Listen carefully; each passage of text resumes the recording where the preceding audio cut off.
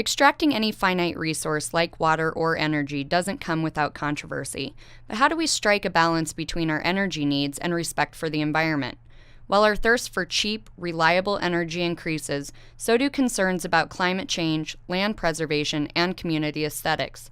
As we continue to develop these resources, what steps need to be taken to ensure the process is done safely and responsibly, while also understanding our collective role in that development? This is what I think was interesting about history, is there's no one single lesson. There's no one way that people react to sort of a resource development. Sometimes people just sort of shrug it off, and 2 years later, 3 years later, people don't really seem to have much memory of what was lost. Other times it stretches out for generations. The challenge really is, how do you have the end goal in mind of keeping the planet as healthy as possible while keeping the people on the planet as healthy as possible? And that's, at the end of the day, that should be everyone's goal, because we all have this planet to live on.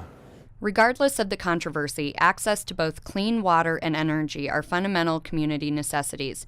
We must not only strive for conscious development of water and energy resources, but we also need to embrace conservation and efficiency.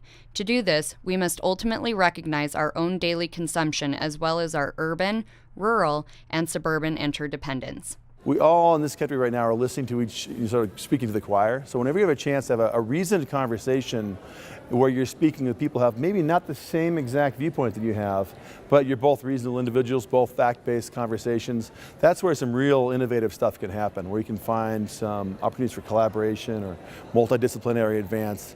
And what we know is the future is going to be really interesting, really challenging. Things are not going to be like they are right now, and the more open lines of communication we have, the more people in the industry who are willing to think broadly about implications of carbon fuels, carbon-based fuels.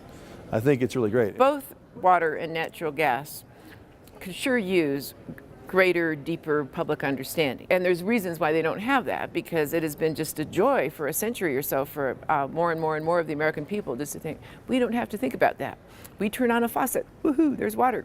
We turn on a light switch, hey, there's electricity. And we just really enjoy doing that without having to think about it. And every once in a while, there's a power failure or there's a water problem, and oh, we do not like that. We're very angry when that happens. And sometimes we go for a drive and we see a place where there is a dam obstructing a river, or there is a drill rig, and oh, this is a terrible thing. Look at the mess they're making. But that's about us too.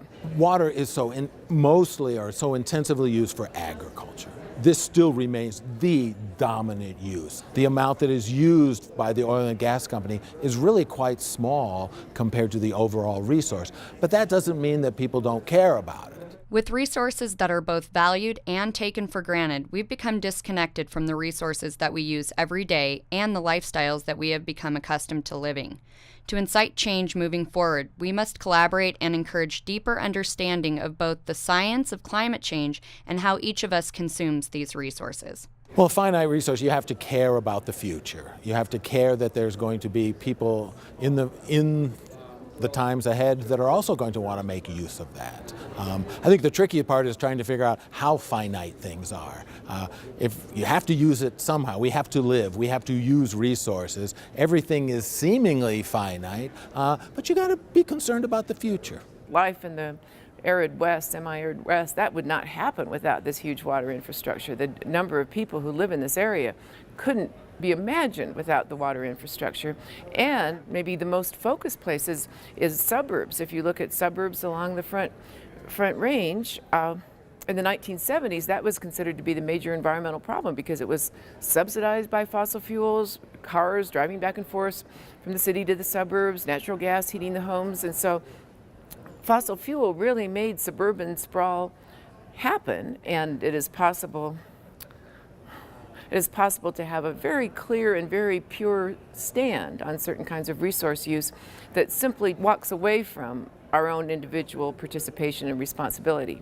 The oil and gas community has an opportunity to learn from the water industry's century of battles and opposition.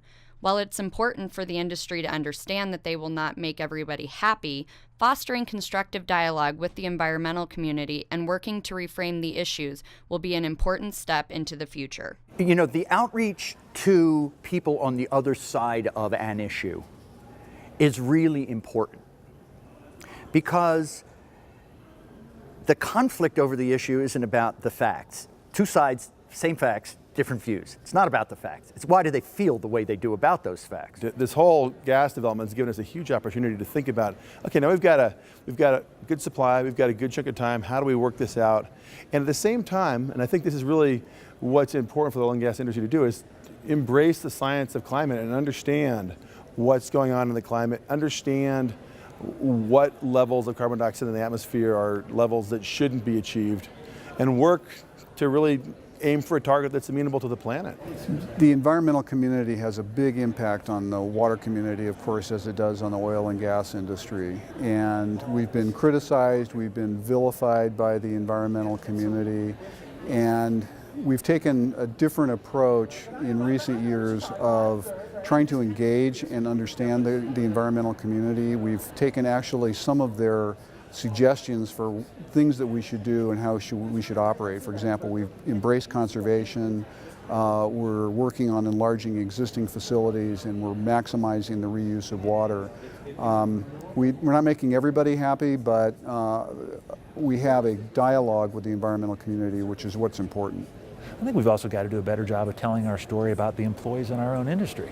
You know, especially in a state like Colorado, I can promise you most of the employees that work in the oil and gas industry are hunters, are fishermen. You know, they're out there enjoying the recreation as much as anybody else in this state. It's in their interest to make sure that we're doing it right, we're protecting that resource. You know, I guess to understand this isn't an either or, this isn't an us versus them.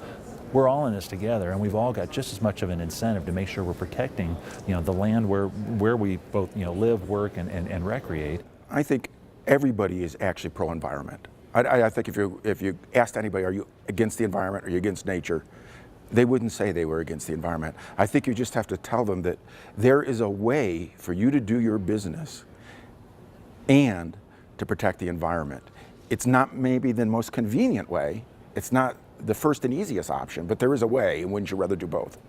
To ensure progress, champions on both sides continue to work at mitigating the risks of finite resource development.